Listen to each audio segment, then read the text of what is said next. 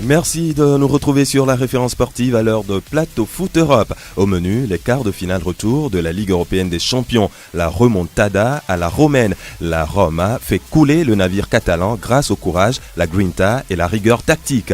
Les Reds de Liverpool et Mohamed Salah ont encore joué un mauvais tour aux Citizens. Klopp, décidément, la bête noire de Pep Guardiola. Le service minimum pour le Bayern pendant qu'un penalty polémique envoie le Real Madrid en demi-finale. Nous faisons également le tour des majeurs avec notamment le sacre du Bayern en Allemagne. Le PSG et Manchester City devront encore attendre. Nouveau numéro de Plateau Foot Europe, les spécialistes sont bien en place. Lady Fifi Assogbavi, bonjour. Bonjour. Bonjour, je salue les plateaux, je salue les auditrices et les auditeurs de Plateau Foot Europe. Et voilà, nous sommes encore là ce matin pour parler de tout ce qui s'est passé cette semaine. Voilà, on le fera tout à l'heure. Franck Mounyama, bienvenue. Ezekiel, merci, bonjour à toutes et à tous. Armel Waba, good morning. Morning, Ezekiel. Alors Roméo, c'est la grande forme? C'est la grande forme, bonjour à tous. On peut y aller. On est déjà fidèle au poste. Voilà, à la mise en onde, Pélagie Mekoum, je suis Ezekiel Ayataï et bienvenue.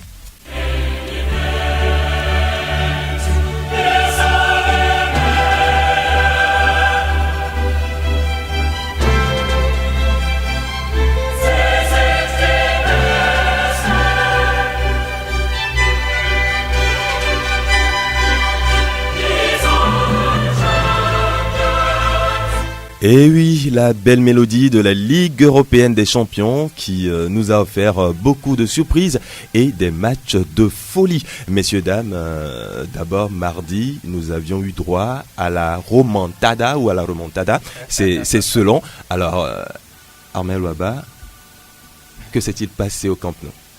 Inexplicable, tout simplement. Quand on a suivi ce match, un match que moi je ne suivais d'ailleurs pas, après être surpris. Déjà quand le score était à 2-0, on sentait que les choses allaient sérieusement se compliquer pour le Football Club Barcelone. On va dire un jour sans, comme dans ce match face au PSG la saison passée à l'aller, où on a vu des Catalans tout simplement dépossédés de leurs moyens, qui n'existaient pas, sans aucune solution. Jamais cette équipe n'a semblé avoir ne serait-ce qu'une seule issue, ne serait-ce qu'aller chercher un seul but.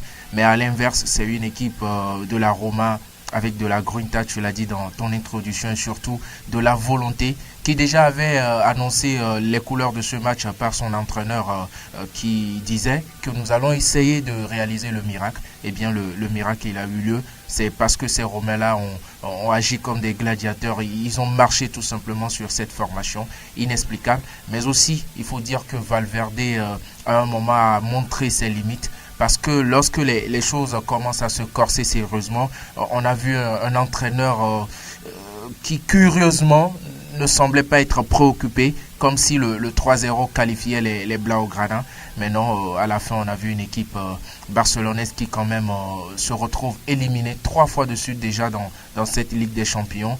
Ça veut dire qu'il y a véritablement des questions à se poser du côté des Catalans, notamment avec les recrutements qu'on fait ces dernières années qui ne sont forcément pas des recrutements qui vont permettre à cette équipe d'aller plus loin dans la compétition. Roméo Hétor, vainqueur 4-1 au Camp Nou. La Roma qui on n'attendait pas justement gagner ce match-là, mais on a été surpris de voir les Giallorossi renverser le Barça 3-0. Alors vous avez été surpris. Qu'est-ce qui n'a pas marché? Est-ce qu'on a vu sur le terrain le champion, le leader de la Ligue espagnole? Bon, cette saison, je n'ai jamais vu un Barça flamboyant dans le jeu, mais un Barça à l'arrivée qui gagne. Hier, l'autre fois, le mardi dernier, je crois que la Roma a su corriger les erreurs du match aller, parce que la Roma n'avait pas joué, la Roma qui subissait donc la pression des Barcelonais. Mais l'autre fois, on a vu une équipe de la Roma qui était volontaire, décidée donc à aller jusqu'au bout, et ils ont eu gain de cause. Quand un entraîneur propose un 3-5-2 et que l'autre propose un 4-2-2, ça veut dire tout simplement que de l'autre côté, on a densifié le milieu de terrain pour éviter que le FC Barcelone n'ait la possession du ballon, et c'est ce qui est arrivé. Ahmed vient de le dire que Valverde a été limité dans cette rencontre. Je lui donne raison parce qu'une équipe qui est menée jusqu'à 2-3-0, c'est à la 80e minute qu'on commence par faire des changements pour faire entrer les joueurs qui sont capables de pouvoir marquer. Je pense que le FC Barcelone pensait avoir fait le nécessaire au match aller 4-1. Mais quand vous regardez bien ce match, ça a été un peu compliqué pour les Barcelonais parce que 2 buts marqués contre son camp pour la Roma et puis 2 buts du côté du FC Barcelone. Quels sont ces buts-là également? Ce sont des erreurs de la défense. Suarez, aujourd'hui, qui est mieux en Ligue des Champions, après 1 an qu'il marque un seul but en Ligue des Champions, je crois qu'avec ces genres de performances ou de contre-performances, je ne sais pas comment le qualifier, le FC Barcelone ne pourrait que subir la foudre de la Roma. Le FC Barcelone, ça fait 3 saisons consécutives que l'équipe s'arrête en quart de finale. C'est pas qu'il n'y a pas de joueurs. Maintenant, la gestion de ces joueurs, c'est ça qui pose. Est-ce qu'il faut changer subitement de système tactique? Là aussi, c'est la question. Franck, vous nous avez dit dans ce studio le vendredi dernier que tout sauf une élimination du Barça. Mais voilà, le Barça éliminé. Quand le score était de 3-0, je pensais à vous. Effectivement, voilà, le Barça éliminé. Étonné, surpris? Surpris, étonné, tous les superlatifs sont bons pour qualifier, on va dire, l'exploit de l'AS Roma. C'est pourquoi je comprends pourquoi il faut pas dire jamais en football. Donc il faut comprendre quelque chose. Les Barcelonais ont joué le match dans la tête avant d'arriver. Je crois que c'est ça qui a finalement tué tout le bloc du Football Club Barcelone. À 4-1, ils se sont dit, comme moi d'ailleurs, que plus rien ne peut nous arriver. Et voilà, c'est arrivé, ils ont été éliminés. Le Barça n'a pas existé, le Barça n'a pas joué. J'ai vu un Messi sans envie, sans inspiration. J'ai vu une défense catalane pas en place, distraite, une défense qui n'arrive pas à contenir les assauts des Romains. Je crois que quand ça se présente comme ça, on finit par forcément se louper. Sur le premier match, comme Roméo l'a dit, vous allez voir que le Barça n'a marqué que 2 buts. C'est l'AS Roma qui a marqué 3 buts. Le score, c'était 4-1. Donc 2 buts contre leur camp et voilà, donc on s'est dit on doit passer, on est déjà en demi-finale, alors que de l'autre côté on préparait sérieusement le coup et la dernière fois ça a marché. C'est tout simplement hallucinant, c'est tout simplement bien pour l'AS Roma et je pense que sur l'ensemble du match, la façon dont le Barça a joué, le système présenté par Valverde, je pense que les Espagnols ne méritaient pas de passer et voilà, ils ont été un peu en dedans. Ils n'ont pas réussi ce qu'ils font d'habitude de la plus simple des manières. Et la dernière fois, ça a été... je crois que le prix a été payé tout de suite. Donc, 3e fois d'affilée que le Barça s'arrête en quart de finale. Il y a quand même une question ou des interrogations à se faire. Et c'est malheureux, mais c'est le football. Et ça fait quand même le spectacle. Et ça veut dire tout simplement qu'en Europe, aujourd'hui, on peut s'attendre à tout lorsqu'il s'agit de football. Fifi, est-ce que ce match n'a pas fait que étaler les difficultés ou les manquements du FC Barcelone, puisque cette saison, à chaque fois que le Barça est pressé, le Barça s'est retrouvé en difficulté. Souvent à l'arrivée, le Barça s'impose et on oublie ces difficultés de relance et tout. Mais dans ce match-là, les Romains n'ont jamais flanché. Et voilà, oui, à l'arrivée, c'est ce qui s'est passé. Je me rappelle que lors du tirage au sort de ces quarts de finale-là, toute la planète disait que le Barça était déjà le premier qualifié pour les demi-finales. Parce que Barça a évité facilement pratiquement de l'équipe la plus facile, peut-être avec l'AS Roma, avec le FC Séville. Et donc après on se disait que c'était déjà fait, et surtout que le match allait c'est 4-1. On a vu que Barcelone a marqué beaucoup de buts, même s'il y avait eu 2 buts contre son camp. C'est pourquoi je veux rejoindre un peu Franck. Moi je dirais même que cette équipe a été trop suffisante. 4-1 à l'aller et la charnière centrale Umtiti et Piqué qui nous ont fait rêver face à Chelsea. Je me rappelle, et on disait que c'était 2 garçons qui s'attendaient parfaitement, mais on a remarqué sur le premier but, c'était une faute de Umtiti qui se laisse dépasser facilement. Sur le deuxième but et sur le penalty, c'est plutôt Piqué qui était Piqué. Voilà, justement. Donc, comme tu viens de le dire, on oublie parfois les les errances ou bien on a vu parfois les défauts de cette équipe de Barça, parce que devant il y a quand même Suarez, il y a quand même Messi qui sont là pour conclure, et on oublie des fois, mais dans ce match-là, les Romains étant déterminés, décidés, et a fait déjouer les pronostics avec une suffisance de l'équipe de Barcelone, Messi qui n'était pas dans son match, tout ça, donc finalement ils ont étalé ces erreurs-là au grand jour, et c'est 3-0. Moi j'ai été très très surprise. 3-0, Barcelone qui encaisse 3 buts dans un match de Ligue des Champions comme ça, facilement aussi comme ça. Là, je suis très surprise qu'il y a puisque depuis le début de la compétition, le Barça n'a encaissé que 3 buts. Ouais. Et sur un seul match, le Barça encaisse 3 buts. Cette défense-là, c'était... On parle quand même de la meilleure défense d'Europe. C'est surprenant. C'est inquiétant pour la suite. Puisque le Barça aura également joué la finale de la Coupe du Roi. Le petit problème dans ce genre de match, c'est que derrière, si vous ne savez pas vous relever psychologiquement, vous pouvez enchaîner des défaites, notamment ce week-end face à Valence, qui n'est pas une équipe facile à manier. Donc voilà, il va falloir très vite oublier cette défaite-là et se relancer. Voilà, l'évidence est là, le Barça éliminé en quart de finale de la Ligue européenne des champions. À l'aller, on se dit les favoris sont déjà dégagés, c'est fait. Le match qu'on attendait avec beaucoup d'attention et de suspense, c'est ce match entre Manchester City et Liverpool. Et Manchester City, encore une fois, qui s'incline à domicile, battu par les restes de Mohamed Salah, Roméo Hétor. Klopp, décidément la bête noire de Guardiola. Oui, c'est vrai. Mais dans cette rencontre, il y a eu beaucoup d'erreurs du côté de l'arbitrage également, parce que City a très tôt ouvert le score, et puis le deuxième but qui est arrivé refusé. Il y a eu des situations, voilà, on peut siffler même penalty pour City dans cette rencontre. Donc il y a des faits de match qui a joué contre City, mais je savais que ça va être compliqué pour les Sky Blues de pouvoir remonter les 3 buts là. Parce que une équipe de Liverpool aussi très intéressante, avec des joueurs offensivement bien aguerris.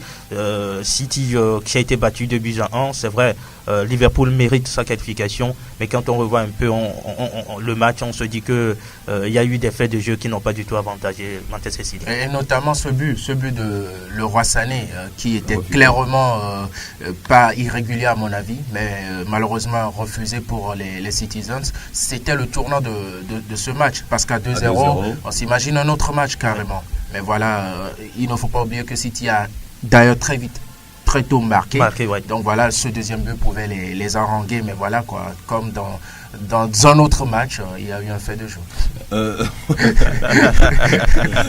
Franck, City a joué, Liverpool a gagné.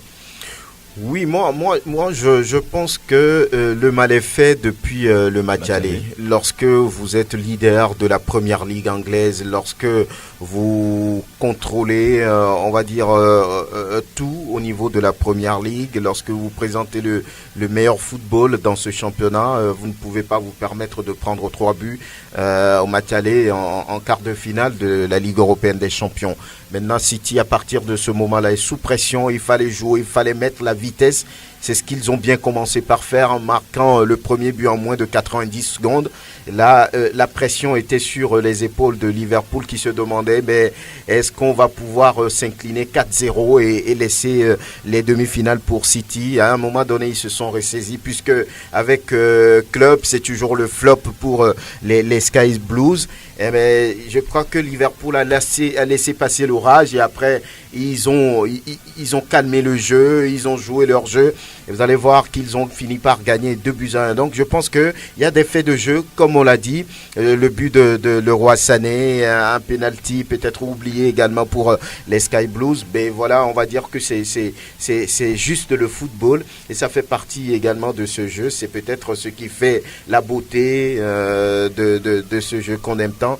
Donc, Guardiola remonté contre l'arbitrage à justice. Naturellement, il a dit lorsqu'on est entraîneur et qu'on pensait qu'on pouvait passer en demi-finale, mais sur des faits de jeu qu'on est resté sur le carreau, c'est vrai, on doit pouvoir s'enflammer. Maintenant, il faut également savoir le faire. Sinon, il y a les arbitres, il y a des sanctions derrière. La preuve, il a été renvoyé dans les tribunes et ça ne fait pas bien. Donc, je pense que le mal a été fait sur le match aller en prenant 3-0.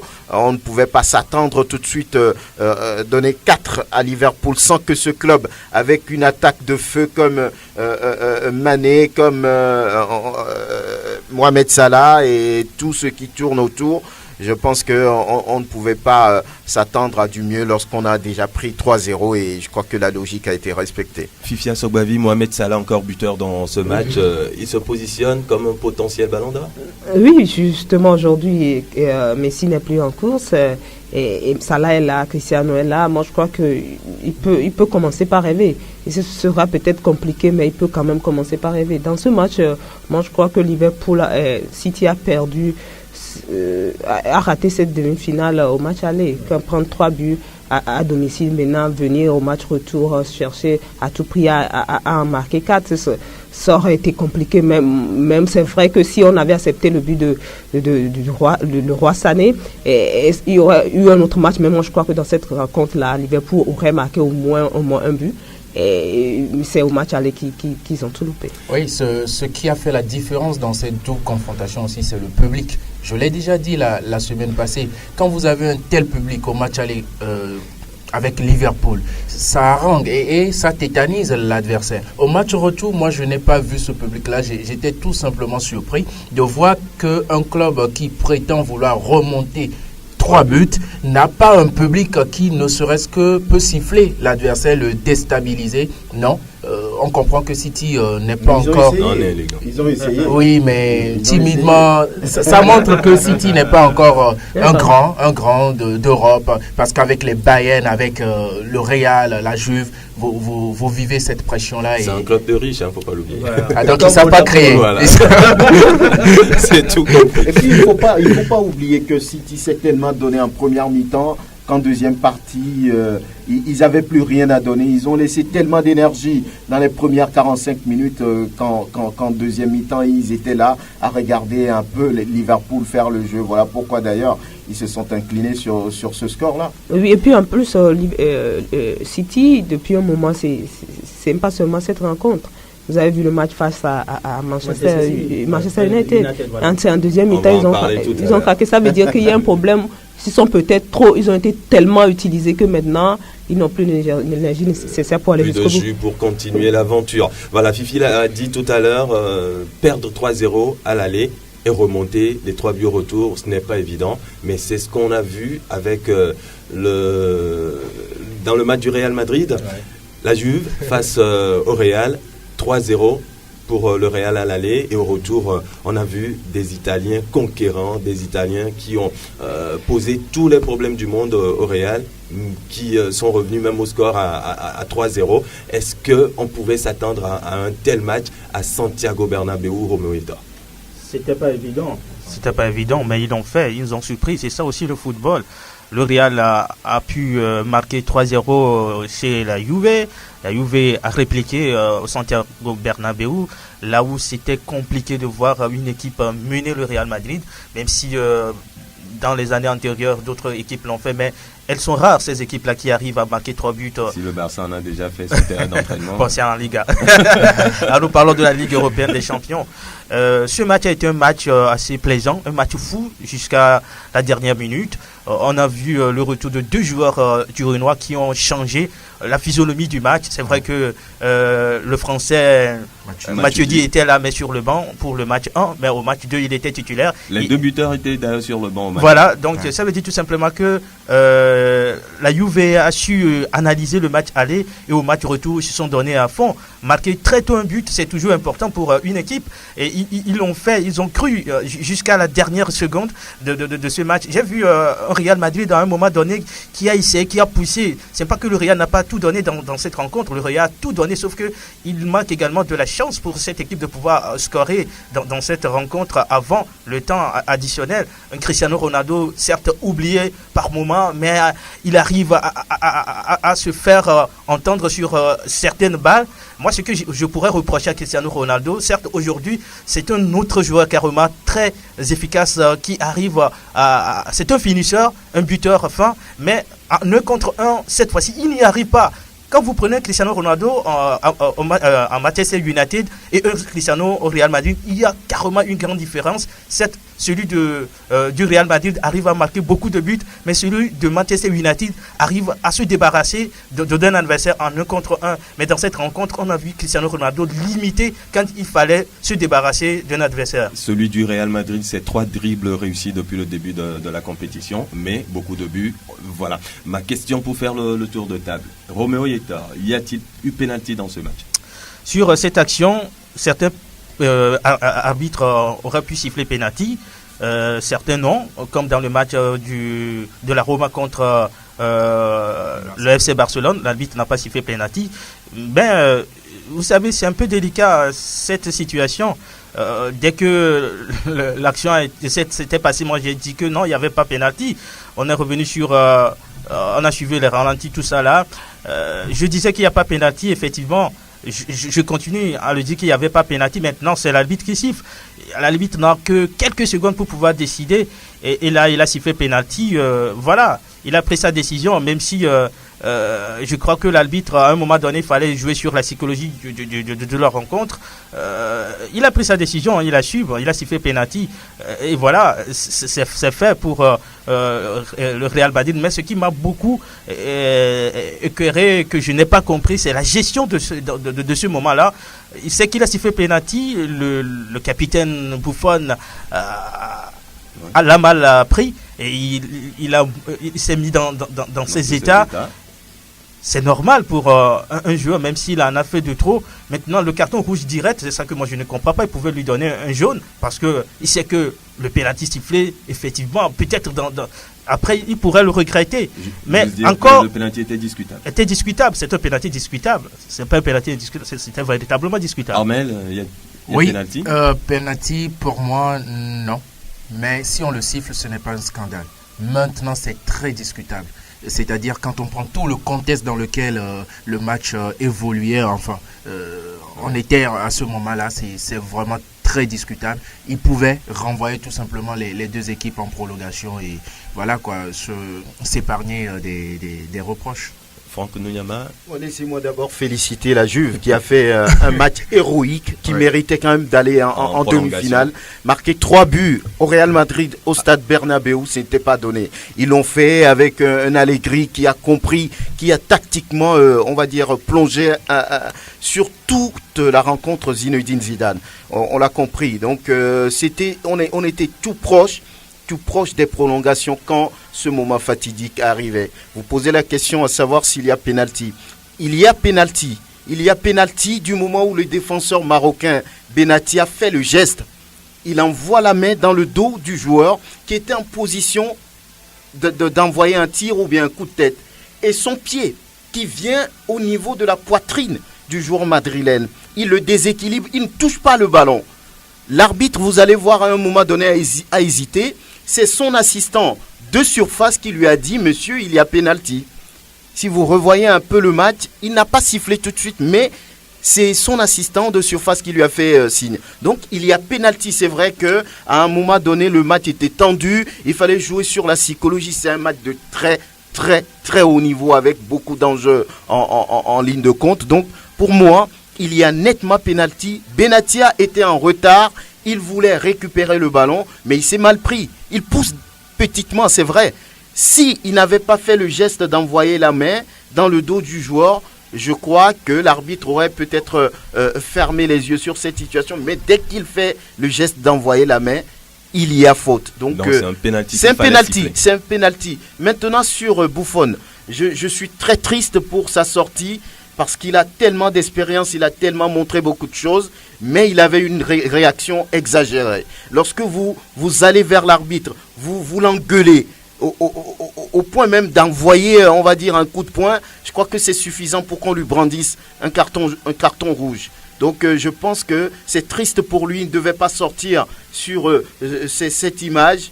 Malheureusement, il a trop fait, c'est le capitaine, d'accord, il a le droit de réclamer, il a le droit de poser des questions, mais pas de la sorte, en agressant pratiquement l'arbitre. Vous savez, les directeurs de match n'aiment pas ça. Donc, voilà. Le premier carton rouge de sa carrière en Ligue européenne des champions, malheureusement. Fifia Sogbavi. Oui, il y a pénalty. Pour moi, il y a pénalty parce qu'il y a eu poussette. Et quand il y a un attaquant qui dans la surface de réparation, qui va vers le but, il y a le ballon qui va vers le but, quand on le pousse dans le dos, forcément, on s'y pénalty. Moi, je dis même ça, c'est encore plus flagrant que par rapport au pénalty sifflé contre le Paris Saint-Germain face au Barça la saison dernière. Donc, pour moi, il y a nettement pénalty, il fallait siffler, on l'a sifflé. Maintenant, Buffon, je ne sais pas réellement ce qu'il a dit.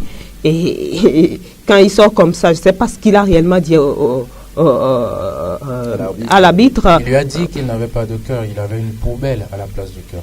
Ben, quand vous racontez ça à l'arbitre qui est le seul maître sur le terrain, c'est ce qu'il a dit après. C'est ce qu'il a dit après. Non, même dans le match. Bon, moi, je ne sais pas si c'est vraiment, mais je me suis dit, il a sûrement dit quelque chose. C'est pourquoi l'arbitre a réagi comme ça avec un carton rouge. C'est dommage, même moi, dans cette rencontre, je disais tout à l'heure que remonter 3 buts, c'est difficile. La Juve l'a fait, mais le Real Madrid, c'est vrai, dans ce match, était totalement plombé, n'existait pas, mais a su faire ce qu'il fallait faire pour se qualifier. Et vous avez vu que ça soit sur penalty, et aujourd'hui, tout le monde crie polémique. Moi, je ne trouve même pas qu'il y a polémique à ce niveau. Mais le Real, même en difficulté, a su faire ce qu'il fallait faire pour se qualifier pour les deux. Mais c'est quand même la deuxième saison, et ça je ne le dis pas parce que je suis barcelonais, parce qu'à un moment, je pense que quand on se fait écouter par des gens, on a aussi un devoir d'objectivité. C'est quand même bizarre, curieux, que 2 années de suite, le Real se qualifie sur des matchs, et voilà, on voit qu'il n'y a que des détails. Souvenez-vous, la saison passée, face au Bayern, pour que le Real arrive à s'imposer au Bayern, il a fallu qu'on sorte un certain Vidal. Même si Vidal est sanguin et qu'il a récolté un carton jaune lors de sa première action, la deuxième action, il n'y avait pas carton. Il pouvait au moins siffler la faute, mais ne pas accorder un carton synonyme de rouge et donc qui handicape toute une équipe dans un tel match avec un tel enjeu. C'est ce que je répète toujours. Et le comble, c'est que sur une faute minime, très minime, on voit clairement que Javier Martinez ne cherchait pas la faute. Il sort là encore un carton qui renvoie aussi l'Espagnol et donc diminue l'équipe allemande à 10 joueurs ou à 9 joueurs. Avec un tel enjeu, c'est tout simplement insupportable. À un moment, oui, le Real, il est trop fort en Ligue des Champions, mais monsieur de grâce, terminer la rencontre à 11 contre 11. Non, mais le problème, si tu as un carton rouge, voilà, même si c'est 3 matchs d'affilée, c'est parce que on a joué un premier match. Il y a eu on a donné un carton rouge à un joueur adverse que le prochain match, si un joueur adverse mérite un carton rouge, on ne va pas lui donner un carton rouge. C'est pas ce que j'ai dit. Non, vous voulez... C'était dans le même match. C'était dans le même match. Oui, non, c'est parce que ça se dit que pratiquement sur 3 ou 4 matchs du Real, le Real a toujours terminé à 11 contre 10. C'est vrai. En demi-finale. C'est ce qui arrive parfois lorsque le Barça aussi était dans ces années de gloire. Il y a de toutes ces spéculations-là autour du club, que le club est favorisé par l'UEFA, tout ça là. Mais ça arrive parce que tout le monde veut gagner ce club-là.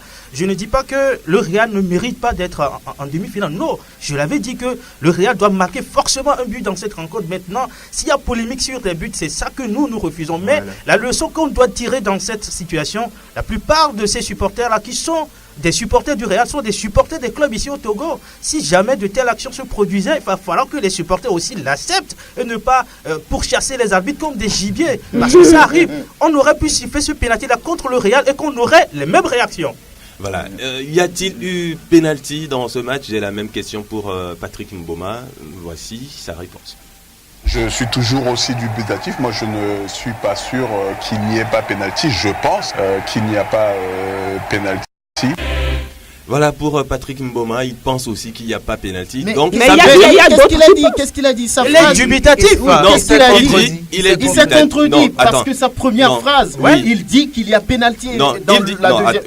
Il dit, il a utilisé. On rejoue le son. Je ne suis pas sûr qu'il n'y ait pas pénalty. Voilà. C'est ce qu'il a dit. Dire qu'il n'y ait pas, mais qu'il veut dire qu'il n'y a pas du tout pénalty. La parole de Patrick Mboma n'est pas une vérité. Ok, je vois. Je ne suis pas sûr qu'il n'y ait pas pénalty. C'est-à-dire qu'il y a pénalty. Voilà. Et derrière, il dit qu'il n'y a pas pénalty. Parce que sur le plateau, la discussion, c'était quoi? Quelqu'un disait, est-ce qu'il y a pénalty? Et la personne dit qu'il est sûr qu'il y a pénalty. Et lui dit qu'il n'est pas sûr qu'il n'y ait pas pénalty, mais qu'il n'y a pas pénalty. C'est-à-dire pour lui, il ne veut pas mettre de doute là-dessus, mais qu'il est sûr qu'il n'y a pas pénalty. C'est pour dire quoi? Tout simplement que c'est discutable ce penalty. Non, mais il n'y a D'autres, pas que Boma. Il y a la D'autres, parole de c'est Patrick justement- Boma n'est pas une vérité c'est absolue. justement pour c'est son ça point de vue. que nous Tout le monde a disons. son point de Même vue. l'Italie pour est certains. partagée sur cette situation. Voilà. Donc, Pour certains, voilà, c'est ça aussi le jeu. Pour dire que pour certains, il y a penalty, pour d'autres, il n'y Il y a en a pas pas. penalty. Voilà. Ça veut Dans dire tous les tout cas, ça simplement doit être que ça. c'est discutable. Oui. Alors, Voilà. l'arbitre a décidé, c'est l'arbitre qui a le dernier lui mot, qui a le il a seul décidé maître qu'il y a du penalty. terrain, oui. Donc à la fin, Depuis on attend, on dit qu'il faut voir la psychologie du match, mais l'arbitre s'en fout des fois de la psychologie du Et match. ça, c'est Non. très grave. Non, Non, c'est c'est à la grave. 90, Non, si à ça, la c'est très 90e minute, C'est grave. si à la 90e minute, il y a penalty, on siffle penalty. Non, on non, refuse c'est pas. fini, On ne dit pas parce que à cause de la psychologie du match, Fifi, on ne il peut pas faut prendre siffler une penalty. chose en considération. Le fait même qu'on en soit là et qu'on est en train de discuter de cela, ça veut dire qu'il y a un problème. Voilà. Et sur ce genre de match-là, si une équipe doit passer, on ne doit plus être là à la fin à se demander s'il y a penalty. Non, c'est parce que les ou gens pas. veulent créer des problèmes Voilà. là où il y en a Même pas. pas. Moi, je pense on que va arrêter. la psychologie, On va arrêter. c'est l'arbitre qui a cette discrétion.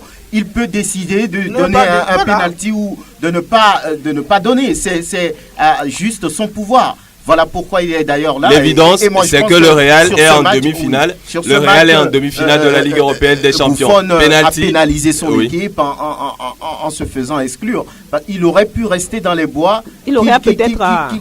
qu'il arrêtait Il aurait peut-être le peut-être penalty. sortir ce il aurait penalty. Oui, peut-être, donc voilà. ça Il fait aurait une peut-être. double sanction et c'est malheureux. À la fin du match, Zidane, lui, il était un peu perturbé. Je vous propose de l'écouter. Ouais, forcément. C'est que le match, la physionomie du match en fait a changé parce que c'est comme ça. Voilà, Zidane un peu Vous avez bien perturbé suivi sa à, réaction à la fin de Voilà. ce match, Il y c'est a tout pas compris. penalty. Non, Non, ça il a veut- dit qu'il y a penalty. Lui, il a dit. Lui, il a dit. Hein. Qui a penalty. Zidane. Oui, il a dit. à Il la aurait fin. dit le contraire qu'aujourd'hui il n'est plus entraîneur du Real. Oui, simplement. n'oubliez quand même pas qu'il a été joueur de la Voilà, Juve. il a joué Donc contre vous Beauvoir. avez vu son comportement et voilà. C'est-à-dire, à la fin de ce match, il avait du mal à s'exprimer. On l'a Tout compris, tout simplement. Non, c'est Ça a été l'émotion. Vous savez, un match, C'est un match Ah oui, difficile, maintenant, un match on compte les compliqué, émotions. super compliqué. Ah oui. Il En s'attend dehors du pas. terrain, il peut avoir. Mais l'arbitre ne doit pas jouer avec ses émotions quand Bien il est sûr, sur le terrain. bien sûr que Et si. parfois, Voilà. ça arrive. Bien Non, sûr que quand si. un arbitre joue avec ses émotions, Pas sur le avec terrain, les c'est émotions. grave. Il va J'aime nous bien- faire les erreurs. J'aime bien vous voir comme ça. C'est ça, Bien sûr que si. C'est Et bien parfois, ça tendu. arrive. Aujourd'hui, De- je n'aime de pas quand- Kiki, hein. Vous pensez que l'UEFA va avoir une demi-finale où il n'y a pas au moins une équipe espagnole là-dedans? Voilà. Voilà. Voilà, Après c'est- tout, on a deux camps on est deux- bien rangés, ouais, bien ouais. tranchés là, Voilà. deux avis bien tranchés, mais voilà, le Real est en demi-finale de la Ligue européenne des champions et l'autre qualifié, le dernier qualifié, c'est bien le Bayern Munich qui était face au SC Séville, victoire en déplacement à l'aller, 2-1, mais au retour, il n'y a pas eu de but dans ce match, 0-0. Mot de gérance, tout simplement, pour le Bayern. C'est le match même que moi je suivais avant d'avoir l'info que voilà quoi, il y avait 3-0. Donc j'ai vu un Séville tout comme à l'aller qui a réussi à inquiéter cette équipe bavaroise, mais comme on l'a dit la semaine passée, très brouillonne, très très hésitante, en tout cas très imprécise pour aller déranger véritablement cette équipe. Voilà, je pense que Séville à un moment a atteint ses limites. Je l'ai dit, Roméo n'est pas passé face à Franck, donc voilà. Et il y a pas de contestation. Même si Jupp Heynckes a dit on ne peut pas produire un bon football à tous les coups. Moi, j'ai pas vu un grand Bayern sur ce match retour. C'est vrai qu'ils sont en train de gérer. Ils viennent d'avoir le 29e titre de leur histoire. Même à l'aller, Oui. le Bayern n'était Le pas Bayern, très j'ai pas convaincant. vu un grand Bayern. Si le Bayern veut continuer dans cette compétition, il faut pouvoir élever le niveau de jeu parce qu'en face, il y a des équipes qui ont montré beaucoup de choses, même la Roma qui a éliminé le Barça, Liverpool et puis qui est encore le Real. Donc il faut que le Bayern élève le niveau de son jeu. Ça a été difficile pour le Bayern, mais la grande surprise, ce sont les papis qui ont fait le match. Oui, qui est Robben et Ribéry. Robben, 35 ans, donc ils ont su gérer la partie. Mais bon, peut-être c'est le choix de Jupp Heynckes. Il sait de quoi sont capables ces joueurs. Donc on va voir la suite. À eux deux, c'est en 10 ans, je crois. Voilà, on a donc les 4 qualifiés pour les demi-finales de la Ligue européenne des champions. Liverpool, le Bayern, le Real Madrid et de l'autre côté, bien sûr, la Roma. La surprise, 4 pays représentés en demi-finale de la Ligue européenne des champions. C'est plus arrivé depuis 2010.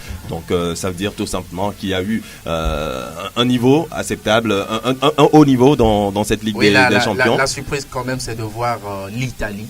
Moi, quand l'UEFA décide de lui accorder 4 places, j'étais hésitant, dubitatif, mais à un moment, je me dis que ce que le football italien commence à nous remontrer, c'est très encourageant, notamment avec la Roma et puis la Juve qui aurait pu passer aussi. Voilà, le tirage au sort est attendu tout à l'heure. Peut-être que vous suivrez ce tirage au sort en direct sur Sport FM. Donc restez avec nous, restez sur Sport FM. Nous diminuons tous de leçons. Nous parlons de la Ligue Europa. Alors la Ligue Europa était également au stade des quarts de finale, les quarts de finale retour. On a eu un match héroïque, un match tout simplement spectaculaire de Marseille face à Leipzig, puisque les Phocéens avaient perdu 0-1 à l'aller, et voilà, Marseille qui s'impose 5-2. Les supporters phocéens, je pense, sont passés par tous les états. C'est vraiment bien ce que Marseille a réalisé hier. Et puis, ils ont pris un but d'entrée de jeu dans les toutes premières minutes. Et ce n'était pas facile dans ces conditions. Donc, ils ont su, derrière, réagir par un super but de Sarr. Et puis, derrière, les buts viennent. Un but splendide aussi de Payet, refusé par l'arbitre. Mais après, il a récidivé. Il a marqué le 4e but et puis un 5e. Dans les toutes dernières secondes. Je pense que c'est vraiment bien pour l'Olympique de Marseille, qui n'a pas des joueurs, on va dire, de classe internationale, mais qui travaillent et qui retrouvent les demi-finales de la Ligue Europa après 14 ans de disette. Donc c'est vraiment bien. On ne s'est pas ennuyé en suivant ce match. Cette saison, apparemment, gagner au match aller devient un danger, puisque Leipzig a gagné au match aller éliminé. La Lazio, qui s'est imposée 4-2 à l'aller, au retour, s'incline 4-1 à Salzbourg. La surprise. Ah oui, Salzbourg qui continue de nous étonner, ce club autrichien qui avait déjà sorti le Borussia Dortmund, je crois. Oui, donc une équipe, comme chaque année on a une petite surprise. Cette année en Ligue européenne des champions, c'est Séville. D'autres années, notamment dans cette Ligue européenne, on a vu Braga, on a vu le club là de Cricovia, entre-temps, c'était Séville. Voilà, ça veut dire que c'est aussi une compétition qui arrive à nous révéler des équipes, et vivement que cette équipe-là puisse aller au bout. La saison passée, on a vu aussi un très bon Ajax, même si l'Ajax, on en sait beaucoup plus sur ce club-là. Donc attention, les adversaires penchés sont avertis. Voilà. L'Atlético Madrid qui s'est imposé 2-0 à l'aller, au retour s'est fait battre 1-0 au Portugal face au Sporting. Et puis Arsenal et CSKA Moscou font match nul, 2-2. Est-ce que Arsenal se positionne comme favori de cette Ligue Europa? En tout cas, si tonton Wenger veut la Ligue européenne des champions comme José l'année passée, voilà, c'est clairement l'objectif. Il faut aller chercher cette Ligue Europa pour espérer la place en C1. Ça va être compliqué, Atlético est là. Oui, il y a l'Atlético. Marseille aussi, là. Oui, Marseille, bon. Même Salzbourg. C'est pas un club à minimiser. Une défaite pour Salzbourg dans cette compétition, mais l'Atlético est beaucoup plus loti, je crois. Voilà, donc les 4 qualifiés, Marseille, Salzbourg, l'Atlético Madrid et Arsenal. Les affiches des demi seront connues tout à l'heure, puisque le tirage au sort, c'est à 11h, temps universel. Déjà à midi, on connaîtra également les affiches de la Ligue Europa. Messieurs, merci. C'est fini pour la Ligue Europa et la Ligue européenne des champions, le frein, et nous évoquons les majeurs.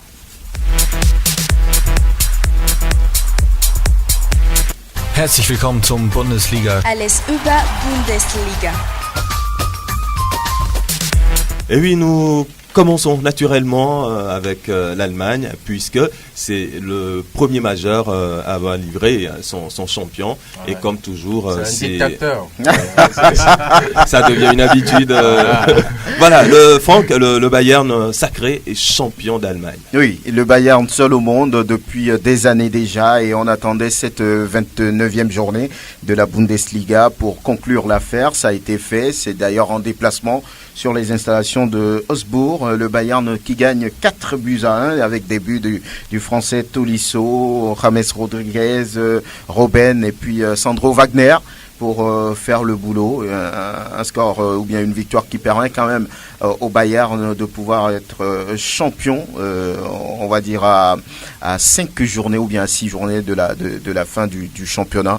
Donc c'est fait pour les hommes de Jupp Heynckes. L'objectif, une première partie de l'objectif à signer pour le staff technique cette saison est atteint. être champion comme depuis 2012. Le Bayern ne lâche rien, donc c'est fait. Et félicitations donc pour les Bavarois. En Allemagne, on a l'impression qu'il y a le Bayern et les autres. Voilà, le Bayern naturellement et les autres, puisque depuis personne ne résiste au rouge, au club bavarois. Tout le monde, c'est un flop. Carrément, donc on n'a pas la carrue et puis de temps en temps il y a des clubs qui se relaient, Leipzig entre temps et cette année je crois le Bayern Leverkusen. Donc Dortmund se bat pour la deuxième place. Ah oui, le fond. Oui, ils sont pour l'instant sur le podium, peut-être que jusqu'à la fin ils arrivent à gagner la deuxième place, pourquoi pas. Donc Augsbourg battu à domicile par le Bayern 4-1 qui permet donc au club bavarois d'être sacré champion. D'autres résultats, Hanovre du Togolais Illas Bebo a dominé Brême 2-1. Fribourg a été battu sur ses installations par Wolfsburg 2-0 avec un doublé du béninois Daniel Didavi. Cologne 1, Mayence 1, Mönchengladbach et Hertha Berlin ont fait jeu égal, 2 buts partout. 3-2 pour Hambourg devant Schalke 04. Dortmund a gagné 3-0 face à Stuttgart avec un but au passage de Batshuayi, encore lui. Francfort, Hoffenheim, un but partout. Leipzig s'est fait dominer, s'est fait battre par le Bayer Leverkusen, un but contre 4.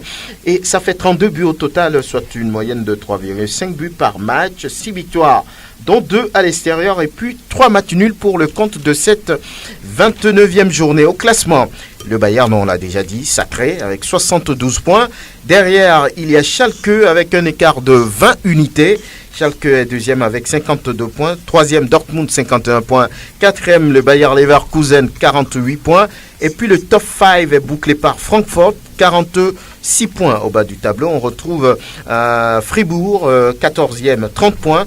15e, Wolfsburg, 29 points. 16e, Mayence, 27 points. 17e, Hambourg, 22 points. 18e, Cologne qui reprend son fauteuil de lanterne rouge après l'avoir quitté quelques jours.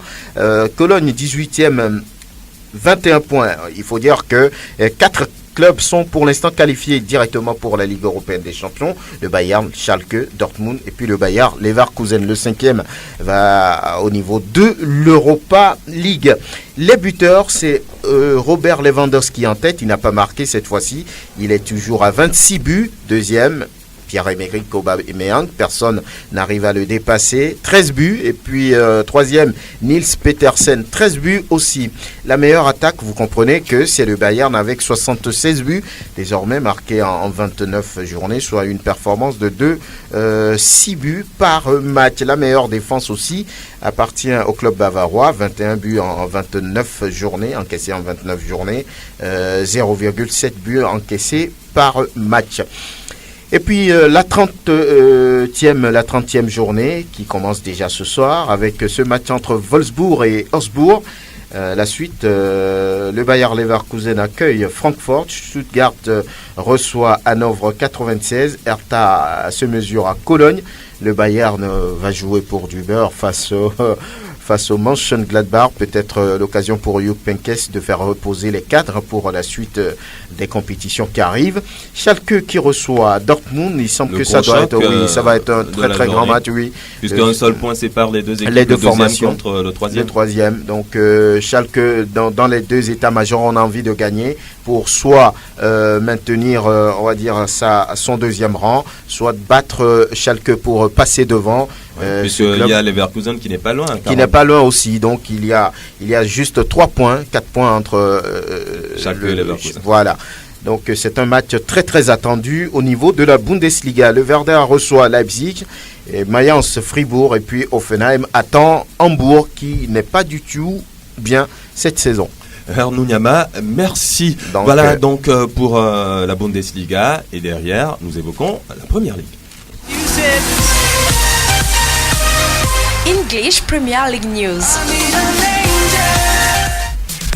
En Angleterre, c'est la 33e journée de la Première Ligue et nous avons eu le gros choc de Manchester entre City et United. Décidément, c'est la semaine des matchs de folie. Voilà, avec pour enjeu dans ce match le probable titre que pouvaient engranger les hommes de Pep Guardiola. Eh bien, ça a pourtant bien commencé avec l'ouverture du score de Vincent Kompany, le revenant. On sait qu'il est souvent blessé. Et même les Sky Blues ont corsé l'addition par l'intermédiaire de l'Allemand, Ilkay Gundogan, pour un score 2-0 à la pause. Mais du retour de vestiaire, un homme va sonner la révolte. Monsieur, vous savez lequel? Allez, Paul Pogba, d'abord grâce à un contrôle orienté de toute beauté par l'Espagnol Ander Herrera, avec le sang-froid, le Français arrive à tromper Ederson, le gardien des Sky Blues, avant de revenir pour un ballon dont il était à l'initiation, et puis à la conclusion, une tête magnifique qui trompe une seconde fois Ederson. Et bien plus dans cette rencontre, c'est une histoire de défenseur. Celui qui va donner la victoire à United est un défenseur également. Chris Smalling sur corner envoie définitivement les Royals de Davis vers le succès dans ce match et retarde donc City va devoir encore attendre. Et va devoir attendre, mais attention face à qui, on le verra tout à l'heure. La 33e journée a également enregistré le nul et vierge de Liverpool en déplacement dans le derby de la Mersey. C'était face à Everton. Swansea, un but partout face à West Bromwich Albion. Leicester, coup d'arrêt pour les Foxes face à Newcastle. C'était pourtant à domicile. On a également Arsenal qui s'impose. Et oui, les Babies se sont imposés face aux Suns de Southampton. Chelsea aussi n'a pu faire mieux qu'un nul, un but partout face à West Ham. C'était dans le petit derby londonien. 29 buts au total dans cette 33e journée, soit 2,9 buts par match. Il faut dire que cette 33e journée a plutôt souri au club qui était en déplacement, puisqu'on a eu 4 matchs nuls et 4 victoires, c'est-à-dire aucune défaite pour les clubs qui se sont déplacés. Seul Arsenal est arrivé à s'imposer à domicile face à Southampton. Au classement des meilleurs buteurs, Mohamed Salah, voilà l'Égyptien seul au monde, 29 buts. Harry Kane blessé qui va revenir peut-être ce week-end, 24 buts. Sergio Aguero, l'Argentin, 21 buts. Raheem Sterling, 16 buts. Jamie Vardy pour un duo des Anglais pour terminer ce top 5. On a donc pour la prochaine journée, la 34e, Chelsea qui va se déplacer à Southampton. Everton qui va également aller du côté des Pays de Galles, ce sera face à Swansea. Il faut également s'intéresser à Liverpool qui sera à la maison à Anfield pour accueillir Bournemouth. Eh bien, le gros match, cette 34e journée, c'est Tottenham qui va accueillir Manchester City pour peut-être donner et enfin ce titre à Pep Guardiola, le premier en Angleterre pour ce qui concerne la Première Ligue. On aura 2 autres matchs, Newcastle, Arsenal et puis Manchester United qui va offrir ses installations à West Ham United. Voilà le titre toujours de Manchester City attendu en Première Ligue. Salta el Madrid, salta el Barça, arranca el clásico. Está el tiempo de la Liga. Sí, buena la que recibe de Casemiro, haga la primera, gol. En Liga espagnole, c'est la 31e journée. Romeo et Thor, on a eu droit au derby de Madrid entre le Real et l'Atlético. Et ça fait un partout entre les deux rivaux de Madrid. Le Real qui a ouvert le score par l'intermédiaire de Cristiano Ronaldo à la 53e minute. Antoine Griezmann va répondre à Cristiano 4 minutes plus tard à la 57e. Eh bien, le Français va égaliser le but pour Atlético Madrid. Les deux équipes se neutralisent un but par toute conséquence. Le Real Madrid va quitter le podium. Juste après, on a également eu droit à un match fou du FC Barcelone. Même si le Barça a gagné 3-1. Enfin, c'est Messi FC qui a gagné puisque l'Argentin va marquer 3 buts avec un intéressant coup franc. Il aurait pu réserver un but pour jouer contre. Mais il a tout marqué dans cette. il a tout marqué dans ce match. Mais puis c'est ça, il a tout marqué dans ce match-là. Et puis c'est ça, 3-1 pour l'FC Barcelone. Valence épingle Espanyol Barcelone 1-0. Et puis le quart-d'heure de cette 31e journée nous vient du Real Sociedad qui corrige Gérone 5 buts à 0. Levante 2-1 pour Las Palmas. Betis Séville s'impose devant Eibar 2-0. Celta Vigo écrase Football Club Séville 4-0. Getafe a pris 2-0 chez Alaves. La Corogne est venue à bout de Malaga 3-2. Au niveau du classement, le Barça garde la main. 79 points. Deuxième, Atlético Madrid, 68. Troisième, désormais, le FC Valence avec 65 points. Le Real Madrid est quatrième, donc en bas du podium. Betis Séville perd donc une place. Oui, il a perdu une place. Betis Séville est cinquième avec 49 points. Sixième, Villarreal, 47. Getafe garde sa 11e place avec 39 points dans le bas du classement. La Couronne, 23 points, 21 pour Las Palmas, 19e. Et puis 20e, Malaga qui a 17 points. Du côté des buteurs, Messi est à 29 réalisations désormais. Cristiano Ronaldo, 23 buts, 22 pour Luis Suarez. La 32e journée qui s'ouvre dès ce soir, on aura Gérone, Betis Séville. Demain samedi, le FC Séville joue contre Villarreal. Le FC Barcelone joue gros contre Valence. Troisième désormais sur le podium.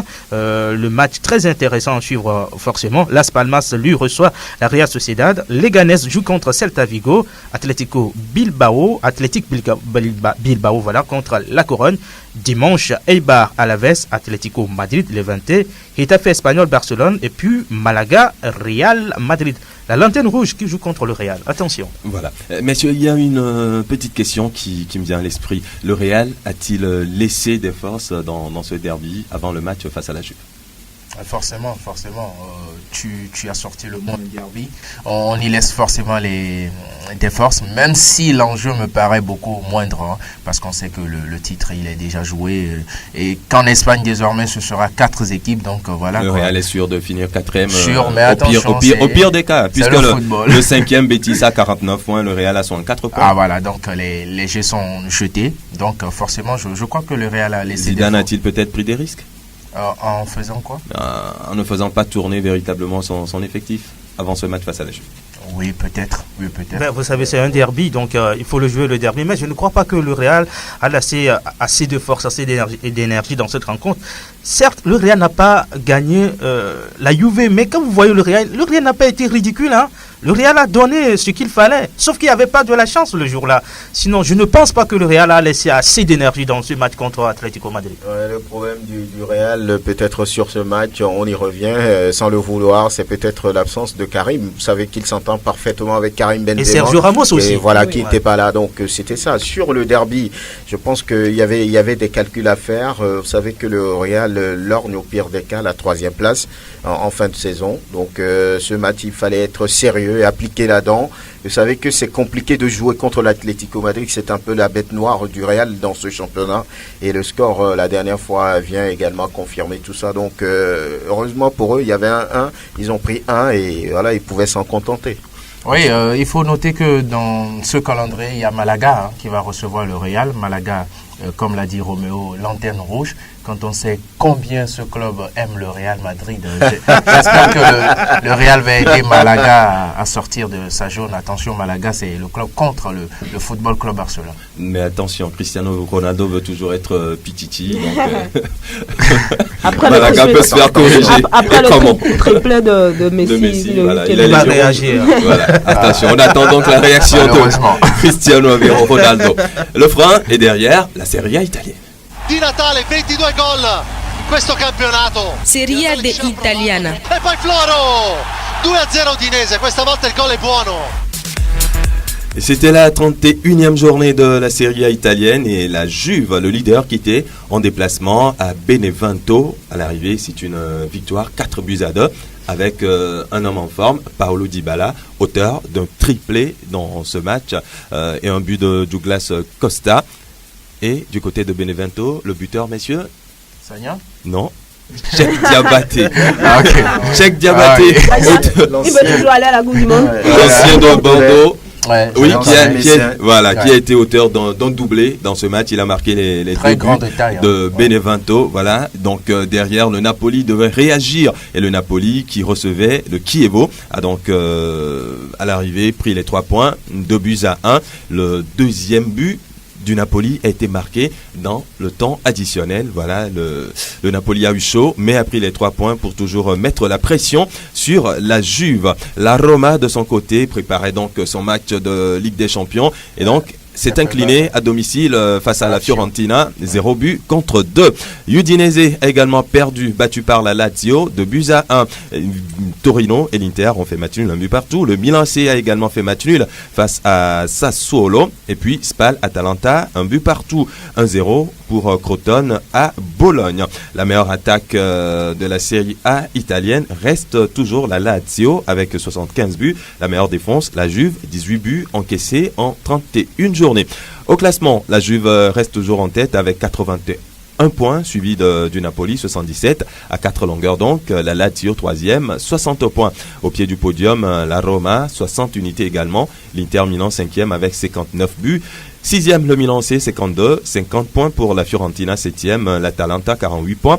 9e, la Samp, 48, et puis 10e, le Torino, 45 unités. Spal, premier non relégable, 27 points, 27 points également pour le premier relégable. Crotone, 19e, et Las Vérone, 25 points, puis 13 unités pour le dernier Benevento, 20e. Au classement des buteurs, le leader, Tiro Immobile, 27 buts marqués.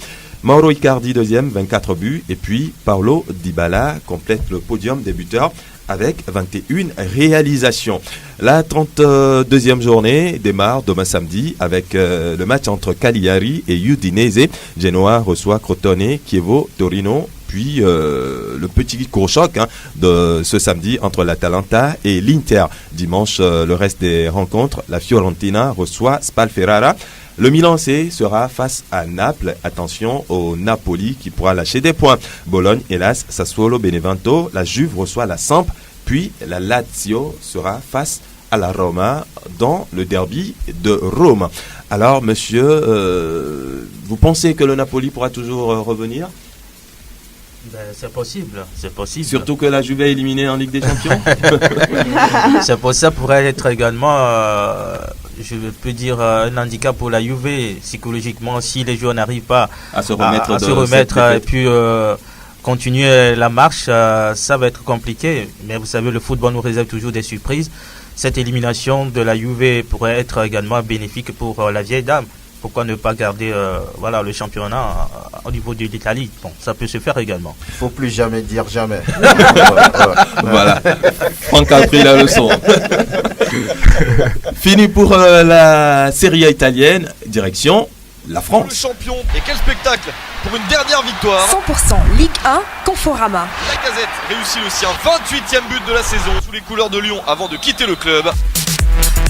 Oui, Fifi Asogbavi, c'est la 32e journée de la Ligue 1 française. Le PSG a eu chaud. A eu très très chaud. Le PSG qui a été rapidement mené, c'était face à Saint-Etienne le vendredi. En ouverture de la 32e journée, le PSG qui a été rapidement mené par Saint-Etienne, un but de Cabella. Et dans cette rencontre, le PSG, il y a même eu un penalty pour Saint-Etienne en première partie. Le Saint-Etienne aurait pu mener 2-0 avant la pause. Penalty raté. Ensuite, il y a eu un carton rouge pour le Paris Saint-Germain qui prend un carton rouge. À la 41e minute, le PSG a dû terminer la partie à 10 contre 11 et c'était pratiquement inespéré pour le PSG. Un but contre son camp Le PSG n'a pas marqué dans ce match, mais il y a eu un but partout. Il y a eu un but partout. C'est peut-être la chance du champion, mais il faut reconnaître qu'il y a eu un raté monumental de Cavani, inexplicable, des poteaux vides. Comme d'habitude, il met le ballon à côté. C'était plus facile de mettre au fond que de mettre à côté. Et le met à côté. Il fait le plus difficile, vraiment. Et heureusement pour le Paris Saint-Germain, je crois que Debuchy était là pour marquer contre son camp. Aller en Coupe du Monde. Marquer contre son camp. Il faut marquer, c'est l'essentiel. Et le samedi, Monaco. En principe, si le Paris Saint-Germain avait gagné cette rencontre et que Monaco avait perdu, Paris Saint-Germain serait champion. Mais non, Monaco a gagné 2-1 face à Nantes. Falcao toujours vivant. Vivant, et puis Ronny Lopez qui fait une très belle saison du niveau de la France. Oui, de Monaco. Amiens qui bat quand 3-0 avec un but du Togolais, Serge Gakpé, indésirable dans le nid des éperviers, mais qui quand même joue très bien avec... Il a pris sa retraite. Il a pris sa retraite internationale. Angers, Strasbourg font match nul, un but partout. Bordeaux domine Lille 2-1. Je crois que c'est maintenant très très compliqué pour Lille. Lille qui ne gagne pratiquement plus. Guingamp qui domine 3-4 buts à 0. Toulouse battu à domicile par Dijon 0 but contre 1. Le dimanche, Nice qui fait nul 1 but partout face à Rennes. Mais sérieusement battu à domicile par Lyon 0 but contre 5. Marcelo par 2 fois, Depay, Traoré et Diaz ont marqué les 3 autres buts. Et puis Marseille qui fait un nul 0-0 qui n'arrange pas du tout parce qu'au classement, Marseille perd la 3e place au profit de Lyon.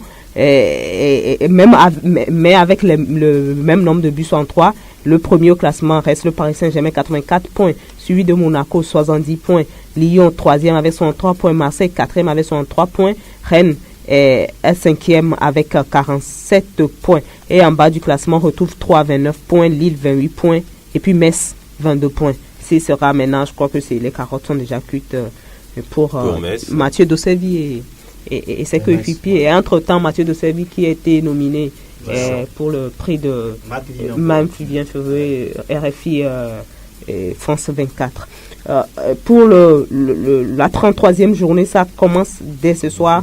Angers reçoit Nice. Lyon samedi reçoit Amiens. Caen joue Toulouse. Lille joue Guingamp. Nantes joue Dijon. Rennes reçoit Metz. Saint-Étienne se déplace à Strasbourg. Dimanche, Montpellier joue Bordeaux. 3 joue Marseille. Et puis le PSG, Monaco s'affronte pour le choc de cette journée-là. En cas de victoire, je crois qu'en cas de victoire de Monaco du Paris Saint-Germain sera champion. Le meilleur buteur, Cavani, est toujours en tête avec 24 buts. Même avec son loupé. Et Neymar, 2e avec 19 buts. Suivre Falcao, 3e avec 18 buts. Diaz, 17 buts, est 4e. Et puis, la surprise ou bien la bonne nouvelle, c'est Karl Toko Ekambi, le Camerounais d'Angers. 17 buts, même nombre de buts que Diaz. Avec un club comme Angers. C'est fort. Et qui est également nominé pour le prix.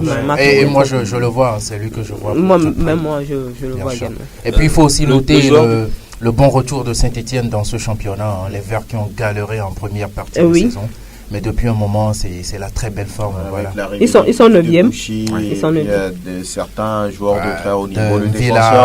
Le joueur du week-end en Ligue 1. Voilà, donc. Le joueur du week-end en Ligue 1, messieurs? Le joueur du week-end. Oui.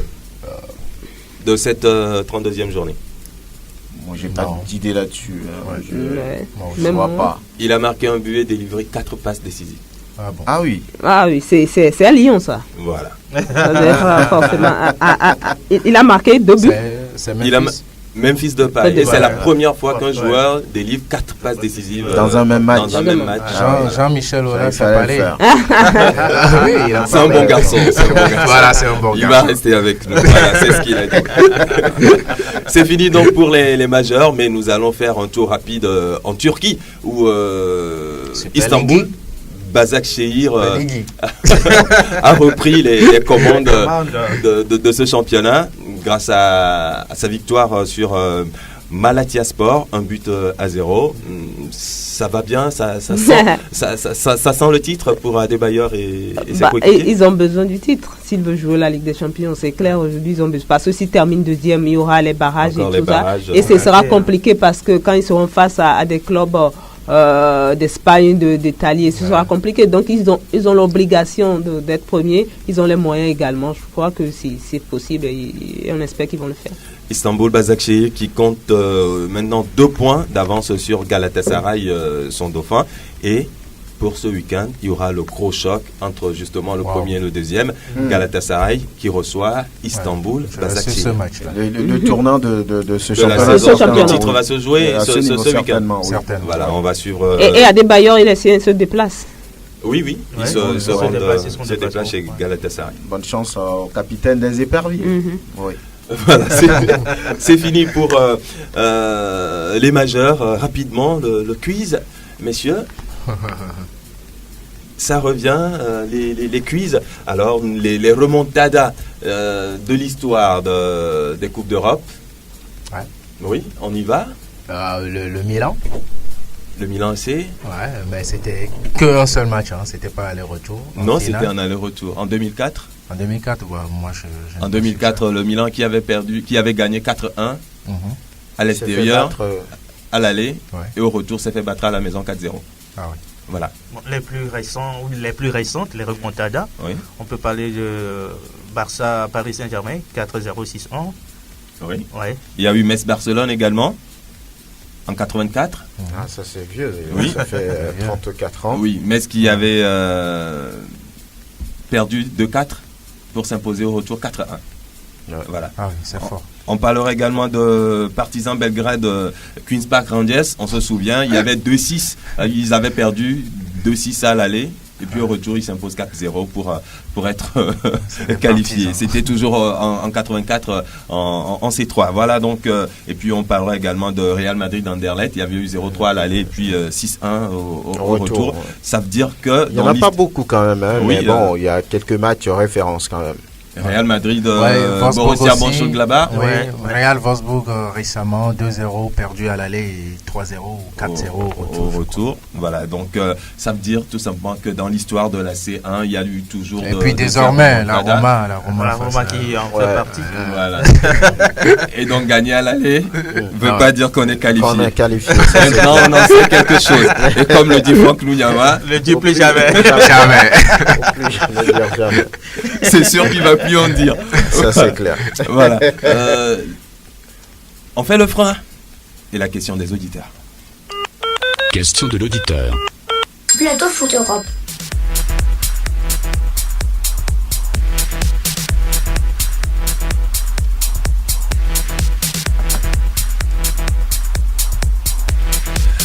Voilà la question des auditeurs. Première question. Ma question, c'est selon M. Vincent de Zanguera. Ma question concerne l'augmentation du nombre de remplaçants lors des matchs de 3 à 4. Est-ce que cela concerne aussi les championnats européens? Pour l'instant, l'UEFA n'a pas évoqué les championnats européens. On a beaucoup plus parlé de la Ligue européenne des champions. Peut-être que voilà les coupes européennes. Peut-être que à la longue, les différentes fédérations européennes aussi vont adopter cette nouvelle disposition de l'UEFA. Peut-être toujours dans le sens d'améliorer les prestations des joueurs. Voilà. Question numéro 2 de Anissé Agossa.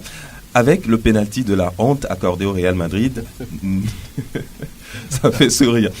Avec le pénalty de la honte accordé au Real Madrid, n'est-il pas temps d'introduire la vidéo en Ligue des Champions si elle sera présente au Mondial 2018? Au Mondial. Non, si la vidéo sera présente au Mondial 18, pourquoi ne pas l'introduire en Ligue des Champions? Oui, en tout cas, les voix sont, il y en a qui sont pour et d'autres qui sont contre, donc voilà quoi. Mais il reste à l'UEFA d'en décider. Mais personnellement, je crois que c'est une bonne chose, parce que peu importe l'équipe concernée, ça devra permettre de rétablir une certaine forme d'injustice, puisque notamment avec moi je le voudrais surtout sur les occasions à but, voilà. Mais sur le pénalty de la dernière fois, même s'il y avait eu arbitrage vidéo, ce serait une question d'interprétation. Donc même avec la vidéo, l'arbitre pourrait accorder pénalty. Ce qui veut dire que la vidéo ne réglera pas tout. Maintenant, il y en a qui sont pour la vidéo, d'autres ne le sont pas. Et voilà pourquoi ça traîne justement. Je pense qu'au niveau de l'UEFA, Alexander Seferin, le président de cette institution, est pour, mais certaines fédérations sont un peu hésitantes. Même l'Italie. Oui, d'ici en tout cas quelques années, ça va faire le tour de l'Europe, puisque les installations aussi, ce n'est pas de la promenade. Il faut au moins 200 000 euros pour faire les installations, ce qui fait 130 millions de francs CFA. Ce n'est pas évident. Donc on fait tous ces calculs maintenant pour l'intérêt du football, pour éviter les frustrations. On pense qu'on doit envoyer la vidéo, et puis il y en a qui pensent aussi que ça va déshumaniser le football, que le football doit rester humain et que ces erreurs font partie de ce football aussi. Donc en plus, les instants, Ezekiel expliquait, on ne prend pas en compte les pénaltys. C'est plutôt les hors-jeux qui sont beaucoup plus pris en compte par rapport à cette situation. Même s'il ne faut pas oublier que même avec l'arbitrage vidéo, il y a des failles. Voilà. Question de Lamboni Yendoutien. Selon vous, quel joueur va secouer le mercato prochain? Mohamed Salah, c'est clair. Mohamed Salah, il va le secouer très sérieusement avec la performance de l'Égyptien actuellement. C'est lui le joueur phare à aller chercher pour les clubs. Moi, je vois beaucoup plus Cristiano Ronaldo. parce que peut-être les gros aimeraient avoir Cristiano dans leur rang. Donc Cristiano, Messi, pourquoi pas, Sané également. Et peut-être qu'il faut s'attendre aussi à une surprise du côté de Neymar, justement, qui ne se prononce pas sur son avenir au Paris Saint-Germain. Le club de la capitale française est en train de le supplier de revenir. Mais il semble que derrière, dans les coulisses, le joueur a déjà pris sa décision de ne plus revenir au Paris Saint-Germain après la Coupe du Monde. Donc cette affaire également doit être suivie de très près. Un capricieux. Ouais. Neymar s'est-il peut-être juste servi du Paris Saint-Germain pour quitter le Barça? Certainement. C'est un mauvais choix, je pense. Ouais. C'est un mauvais choix. Il aurait pu rester au FC Barcelone et cette année, on devrait voir un autre Neymar parce que Messi est en train de passer la main, mais il n'y a pas pour l'instant un remplaçant. Il pouvait espérer patienter un tout petit peu et prendre, pourquoi pas, le contrôle du FC Barcelone, mais bon, il a voulu... il a fait le choix d'un club qui n'est pas une institution, le Paris Saint-Germain qui a envie de se construire et arriver au niveau des grands, mais c'est un choix par défaut peut-être, mais il a gagné certainement beaucoup d'argent, mais sur le plan sportif, Neymar, c'est pas... il faut débourser plus de 400 millions maintenant. C'est cher. Mais il y a des clubs qui peuvent le faire. Manchester City peut le faire. Mais en même temps, avec les réalités du marché des transferts, ce n'est plus trop. Le Real peut le faire, même si le maire de cette ville a dit qu'il n'a pas envie de le voir porter le maillot madrilène. C'est pas lui qui décide. C'est Florentino Pérez. Il décide pour la ville, pas pour le club. Et surtout que Neymar, c'est un joueur qui peut se blesser aussi. Donc voilà, dépenser 400 millions. Comme tout autre d'ailleurs. Et donc dépenser 400 millions pour allez-y comprendre quelque chose. Allez, la quatrième question. Mohamed Salah est-il désormais mieux placé pour être le meilleur joueur de Première Ligue après avoir éliminé à lui tout seul Man City et Kevin De Bruyne? Question de Osias Palanga. Bien sûr. Il a été élu joueur du mois à 4 reprises. Je pense qu'à partir de ce moment-là, en fin de saison, c'est un signal. Ce sera un scandale de ne pas voir être meilleur joueur de cette compétition. Ouais, il est bien parti. Mohamed Salah, même de retour de blessure, il marque. C'est un joueur fantastique. Même Ballon d'Or. Ouais, possible. Oui, possible. Ça va être très très difficile, mais bon. J'ai un conseil pour lui, qu'il ne dépasse pas, que dans son rêve ne dépasse pas la 3e place. Non, mais attention, il peut le faire. Il peut le faire. Il fait des choses extraordinaires. Déjà, Salah fait partie des meilleurs buteurs d'Europe. Voilà. Deuxième meilleur buteur d'Europe. Les championnats. À un but de Cristiano Ronaldo. Tout cela, je n'en disconviens pas. Mais quand on a les deux là, il peut gagner la Ligue européenne des champions. Mohamed Salah, j'attends de voir. Et Mohamed Salah sera à la Coupe du Monde avec l'Égypte. J'attends de voir.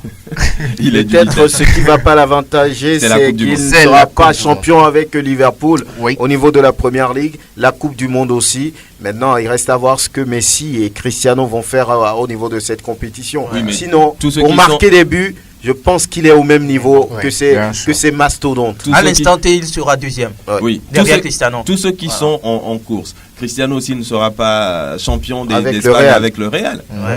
Mais l'image, elle est plus forte. Ce que laissent ces deux joueurs-là, elle est plus forte.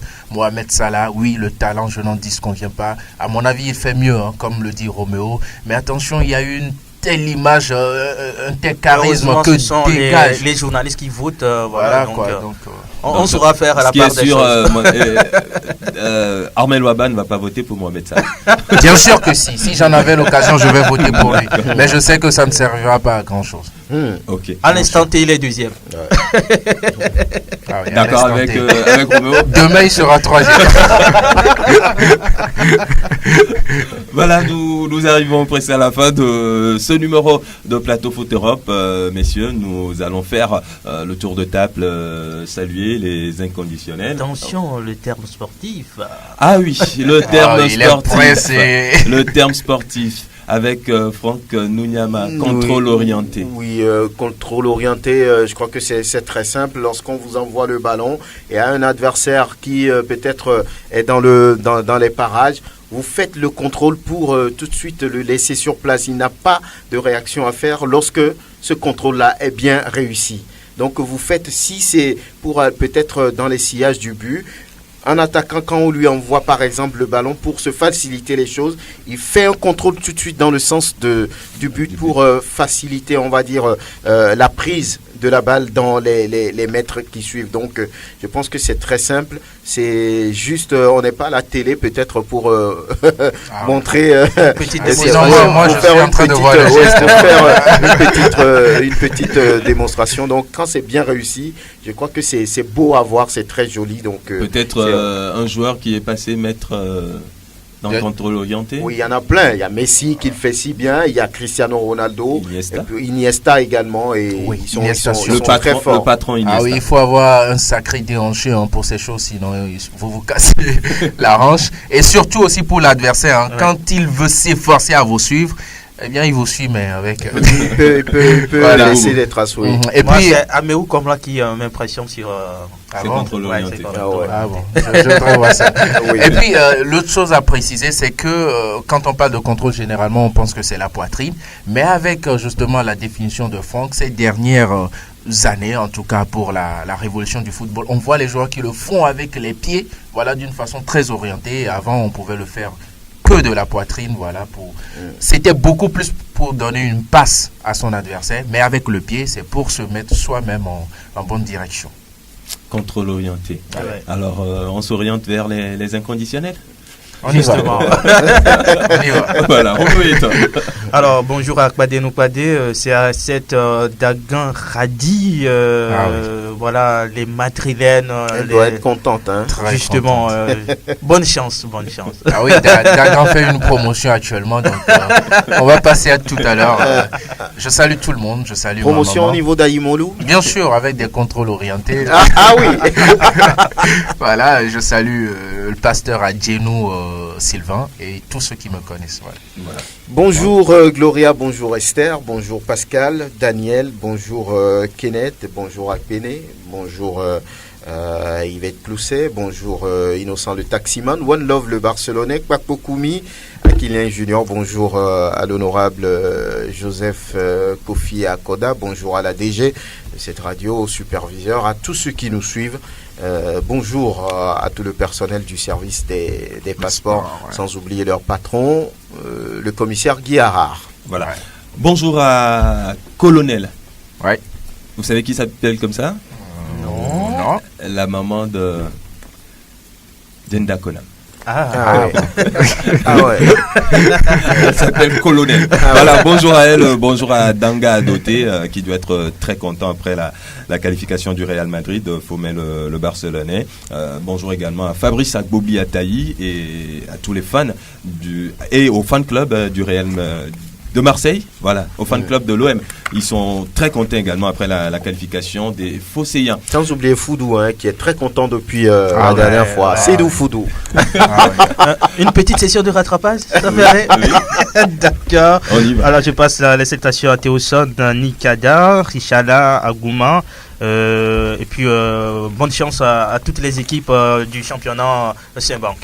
Voilà, on va saluer Angelo. Bien sûr, oui, Angelo qui est out aujourd'hui, mais le vendredi prochain il sera là pour reprendre sa place et moi dans la série italienne, très à l'aise. Voilà. Allez, nous disons merci à vous messieurs, Roméo et Thor. Sans oublier l'homme à Dovon qui a fait la vidéo. De Roméo et Thor. Ah oui, et l'homme supporte quel club? Le Real Madrid. C'est un l'autre jour là.